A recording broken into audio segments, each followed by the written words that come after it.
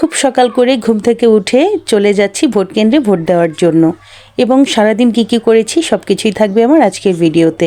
So hello everyone, আসসালামু আলাইকুম। কী অবস্থা সবার, কেমন আছেন?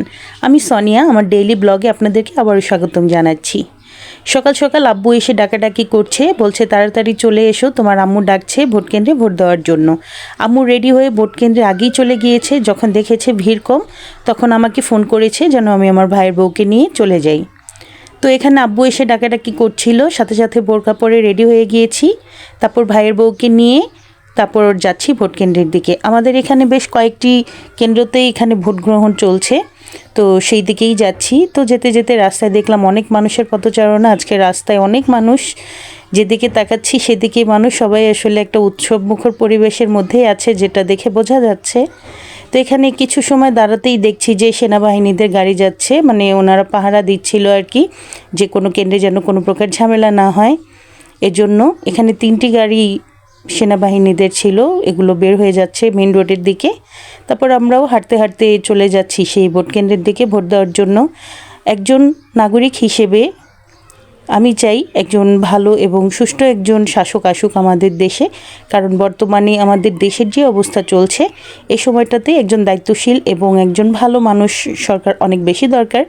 এজন্যই ভোট কেন্দ্রে চলে এসেছি। আমার দায়িত্ববোধের জায়গা থেকে আমি আজকে একটা ভোট দিয়ে যাব এবং মন থেকে দোয়া করব যিনি বা যে আসবেন সে যেন দেশটাকে খুব সুন্দরভাবে পরিচালনা করে। এখান থেকে রিসিট নিয়ে নিয়েছি, এবার জাস্ট ভোট দিয়ে দিব। কিছু সময় দাঁড়িয়েছিলাম, একটু সময় লেগেছে রিসিটটা পেতে।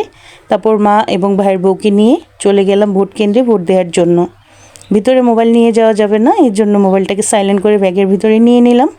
তারপর ভোট দেওয়া শেষ করে বের হয়ে চলে এলাম। এই তো ফাইনালি ভোট দেওয়া ডান। তারপর বাসায় চলে আসব, ছেলেকে নিয়ে চলে এলাম বাসায়। বাসায় এসে নাস্তা করব, যেহেতু সকাল করেই গিয়েছিলাম ভোট দেওয়ার জন্য, নাস্তা করা হয়নি। তারপর সেখান থেকে চলে এসেছি। এই তো রাস্তাঘাট একদম শুনশান নীরব, কোনো গাড়ি নেই, সব দোকানপাট বন্ধ। তারপর বাসায় এসে নাস্তা করে নিলাম তন্দুর রুটি আর সাথে মুগ ডালের তরকারি, এগুলো দিয়ে নাস্তা করেছি। এইদিকে আমার ছেলে বারবার বলছিল ও ভোট কেন্দ্রে যেয়ে ভোট দিবে, ও কেন ভোট দিতে পারলো না। আসলে ওরা তো ছোট মানুষ, বোঝে না। আর আম্মু ওদেরকে একটু আনন্দিত করার জন্য এখানে ওদের সাথে একটু মজা করছিল। তো যাই হোক, রান্নাবান্না করার জন্য এখানে আম্মু লেয়ার মুরগি রান্না করছে দুপুরে খাওয়া দাওয়া করার জন্য, আর সাথে আরও অনেক কিছু রান্না করা হয়েছে। তো দুপুরে খাবার মেনুতে ছিল টমেটোর সালাদ, তারপরে ছিল এখানে শুটকি দিয়ে গাছের পুঁইশাক রান্না, ডাল রান্না হয়েছিল, লেয়ার মুরগি রান্না করা হয়েছিল, সাথে ছিল সাদা ভাত আর ছিল ভুনা খিচুড়ি।